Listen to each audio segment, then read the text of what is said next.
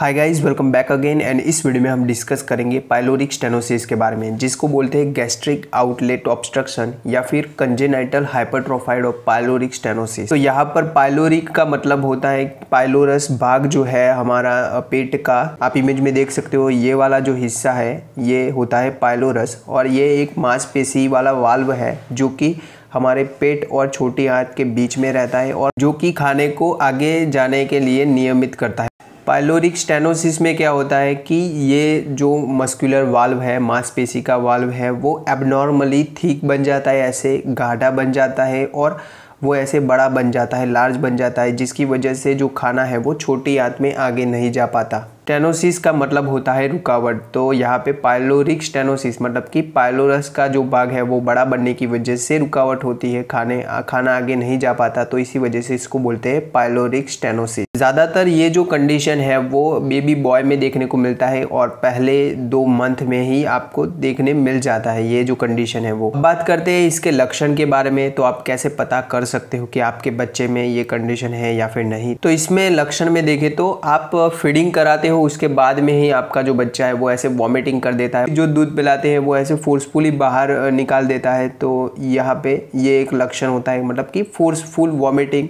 दूसरा लक्षण है कि बच्चे के पेट के ऊपर आप ऐसे पेरिस्टॉल्सिस मूवमेंट को देख सकते हो। यहाँ पे जो वॉमिटिंग होता है वो बिना बाइल वाला होता है, मतलब कि उसमें पित्त नहीं होता, क्योंकि वो स्टमक से आगे जाया ही नहीं है, तो उसी वजह से पित्त यहाँ पे उसके खाने में बढ़ेगा ही नहीं। तो यहाँ पे नॉन बाइल मतलब कि बिना पित्त का ही जो वॉमिटिंग है वो निकलेगा। इसके अलावा देखें तो बार बार वॉमिटिंग करने की वजह से आपका बच्चा है वो हमेशा भूखा ही रहता है। बच्चे में डिहाइड्रेशन रहता है, क्योंकि बार बार ऐसे वॉमिटिंग करने की वजह से उसमें पानी की कमी भी रह सकती है उसके शरीर में। बच्चे का वेट कम होना, देन बच्चे की ग्रोथ कम होना, देन ज़्यादा बार ऐसे वॉमिटिंग करने की वजह से पेट जो है वो इरिटेशंस फील करता है। स्टमक इरिटेशंस होने की वजह से कभी कभार इसमें खून भी आ सकता है। देखें तो यहाँ पे जो अपर इपिगैस्ट्रिक रीजन है और जो लेफ्ट तरफ का अपर क्वाड्रेंट है ये वाला हिस्सा, तो यहाँ पे ऐसे पाल्पेबल ऑलिव शेप का एक मास देखने को मिलेगा आपको।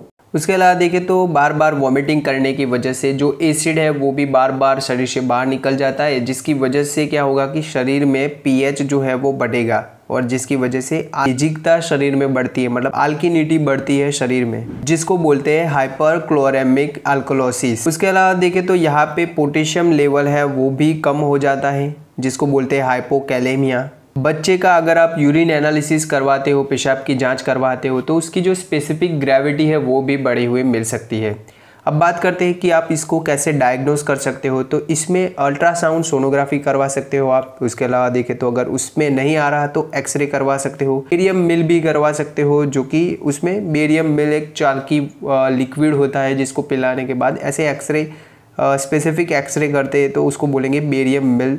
देन उसके अलावा यहाँ पे आप फिजिकल एग्जामिनेशन कर सकते हो कि बच्चे को ऐसे फीडिंग कराते हो तो बाद में वो ऐसे फोर्सफुल वॉमिटिंग करता है, तो ये कंडीशन रह सकती है। उसके अलावा देखें तो ऑलिव मास है उसको देख सकते हो, तो पेरिस्टॉल्सिस मूवमेंट है उसको देख सकते हो। पेरिस्टॉल्सिस मूवमेंट मतलब क्या? पेरिस्टॉल्सिस मूवमेंट मतलब कि ऐसे वेव लाइक जैसे समुद्र की लहर है वैसी मूवमेंट देखने को मिल सकती है आपको। बात करते हैं कि इसका ट्रीटमेंट क्या होता है। तो इंट्यूबेशन करना होता है, पेशेंट में नेजोगैस्ट्रिक ट्यूब को डालना होता है। उसके अलावा देखें तो यहाँ पे पेशेंट का गैस्ट्रिक लवाज करना होता है। ओके, उसके बाद में पाइलोरोमायोटोमी करनी रहती है, मतलब कि जो पाइलोरस का जो है सर्कुलर मसल है उसके ऊपर इंसिजन लगाना होता है। ओके, और उसको रिलीज करना होता है। तो इस ऑपरेशन को बोलते हैं रामस्टेड ऑपरेशन। यहाँ पे इस ऑपरेशन के बाद में 4 से 6 घंटे बाद बेबी को आप क्लियर फ्लूइड पिला सकते हो या फिर ग्लूकोज का पानी भी पिला सकते हो। उसके बाद में आप 24 to 48 आवर बाद जो नॉर्मल फीडिंग है वो करवा सकते हो। तो आई होप आपको पाइलोरिक स्टेनोसिस के बारे में कुछ जानने को मिला होगा। Thank you.